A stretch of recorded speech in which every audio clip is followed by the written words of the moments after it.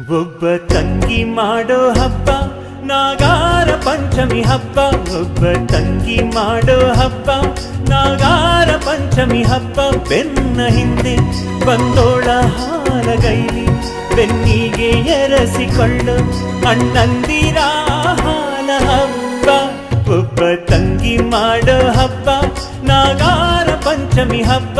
ಒಬ್ಬ ತಂಗಿ ಮಾಡೋ ಹಬ್ಬ ನಾಗಾರ ಪಂಚಮಿ ಹಬ್ಬ.